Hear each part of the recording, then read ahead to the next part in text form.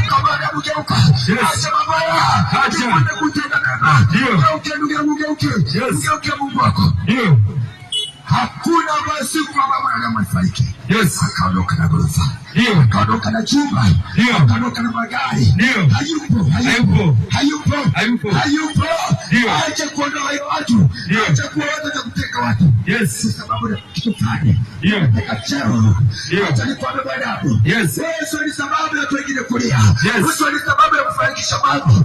Kila kana leo unafanya familia yako.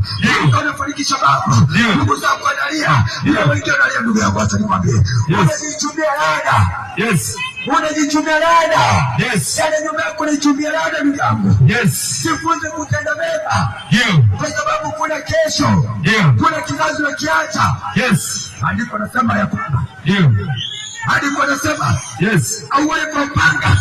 Atakufa kwa upanga. Andiko nasema kwamba upanga utatoka nyumbani kwako. Madamu kiume wa mtu. Madamu kiume wa mtu.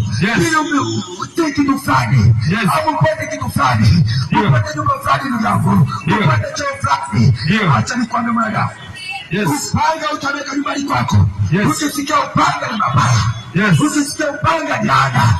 Ukisikia upanga ni mabaya. Sasa unakuta watoto wengi wenye vyeo. Wengi wanatembea watoto wao udendo unatoka chama sana. Watoto wao udendo unatoka chama sana. Ile ni laana. Ile ni laana. Ile ni laana ndugu yangu. Ile ni laana ndugu yangu. Acha kuondoa mtu kwenye pesa. Acha. Ndio wacha nikwambie. Wewe kabisa uko kwenye pesa. Wewe kabisa uko kwenye nyumba. Acha nikwambie mtu Mungu. Unaposema unataka kupata nyumba. Acha nikwambie. Mimi kipindi sitapata nyumba.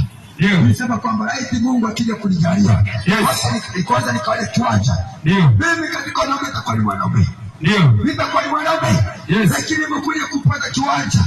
Nikaona mimi sina tofauti na mtu ambaye hana. Nikasema nitajitahidi nijenge. Nimekuja kujenga. Nikaona mimi sina tofauti na mtu ambaye hana nyumba. Sisi wanadamu kitu ni kile. Hakuna mwenye gari, hakuna mwenye nyumba. Ufadhali wa mtu kwenye maisha yake ni kutenda mema. Ni kutenda mema wala sio nyumba. Uzima wa mtu hauko katika vingi alivyo navyo. Uzima wa mtu hauko katika vingi vya mali alivyo navyo. Haleluya. Amen. Uzima wa mtu huko katika kutenda mema. Uzima wa mtu huko katika kutenda mema. Wao kipenda hapa hivi. Kama anakujua, kujua anasema hakika mtu huyu amekuwa ni sababu mimi kufanya familia yangu. Hakika mtu huyu amekuwa ni sababu mimi nione jinsi nilivyo. Hakika mtu huyu amekuwa ni msaada kwangu mimi kuishi maisha haya. Huo ndio uzima wa mwanadamu. Uzima wa mwanadamu hauko. Ukipita hapa hivi tunakusema vibaya, anasema unaona hivi. Hili jamaa likifika hapa hivi natuonea. Hili jamaa natutendea mabaya. Hili jamaa limekuwa ni kero. Huo sio uzima mtu ndugu yangu. Yeye ukajifunza kutenda mema mwanadamu. Yeye ukajifunza kutenda mema. Usiyopenda kutenda wewe, mtende mtu mwingine. Hakuna kesho nzuri ya mwenye dhambi. Hakuna kesho nzuri ya mwenye dhambi. Mshahara wa dhambi ni mauti. Mshahara wa dhambi ni kifo. Wewe ni kifo. Haleluya.